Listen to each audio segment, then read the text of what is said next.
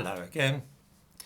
I have been thinking lately about refugees and asylum seekers and what we mean today by these two expressions.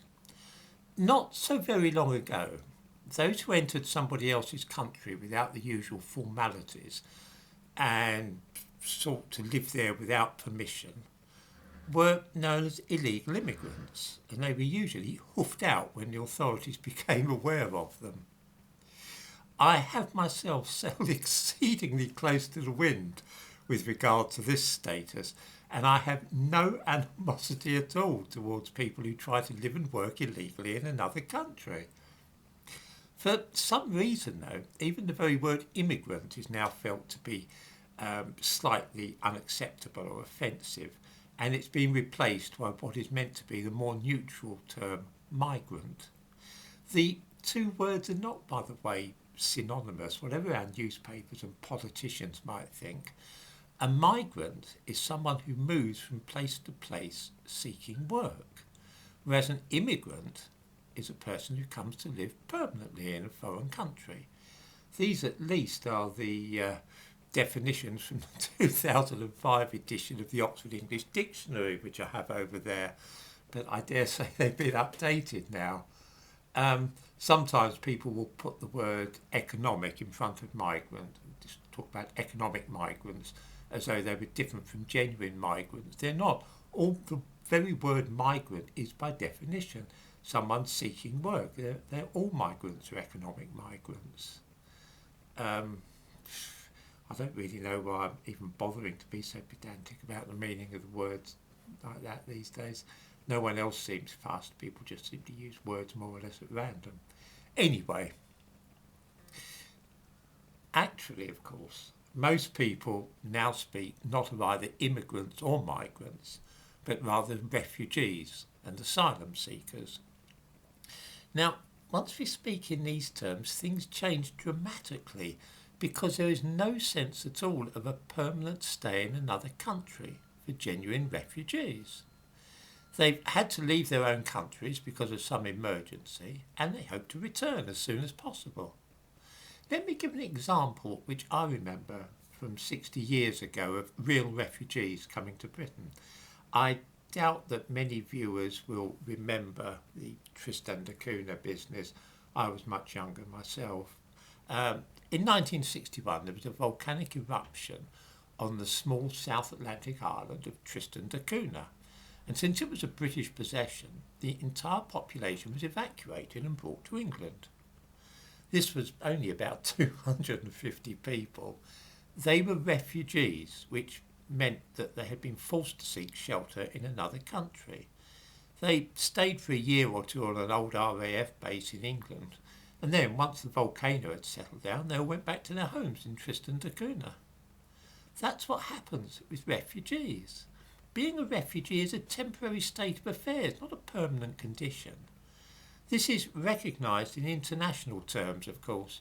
The United Nations says that refugees are those who are outside their country of nationality or habitual residence and unable to return there owing to serious and indiscriminate threats to life, physical integrity or freedom resulting from generalised violence or events seriously disturbing public order.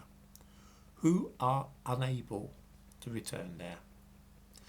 Most people who are really refugees want to return to their own countries at the first chance they get, as soon as it's safe, just like the refugees from Tristan da Cunha. All this has been prompted by the news, greeted with much disapproval, I might say, that Denmark is telling the Syrian refugees which it allowed into the country a few years ago, when a war was raging in Syria, that since the war is over and there's no fighting in their country, it's safe for them to return. And that's what Denmark expects them to do.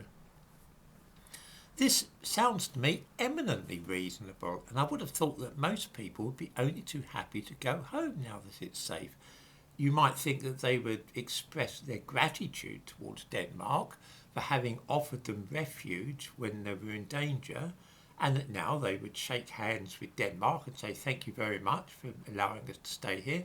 We're going to go home now. Not a bit of it. The Syrian refugees are cutting up rough about this and bemoaning their fate. According to newspaper reports, I give a link to one such in the description to this video, they are advancing a number of good reasons why they should not be expected to leave Denmark now that the war in their country has ended.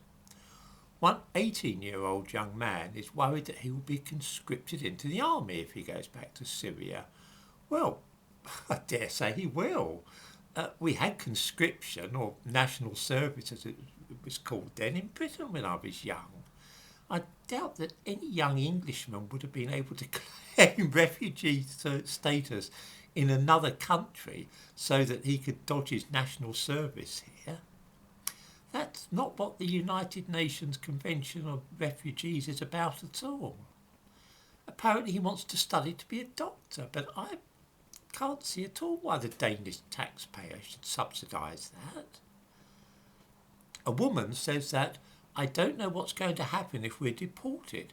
Why would they open the doors and now close them in our faces after 7 years? I can answer that question. The Danes very generously gave refuge to people who were fleeing from a terrible war. Now the war's over, they expect that those people will want to return to their homes. That sounds to me eminently reasonable. As I said earlier, I don't quite know when being a refugee became a permanent condition which entitled you to live forever in somebody else's country. Genuine refugees long to go back to their own country at the first opportunity, just as the refugees from Tristan da Cunha did 60 years ago. It almost makes one suspect that all those people crossing the English Channel in inflatable dinghies are not really fleeing from danger at all, but rather looking for a country with a free health service and higher standard of living than the nations in which they were born. But there, maybe I'm just growing a bit cynical as I get older.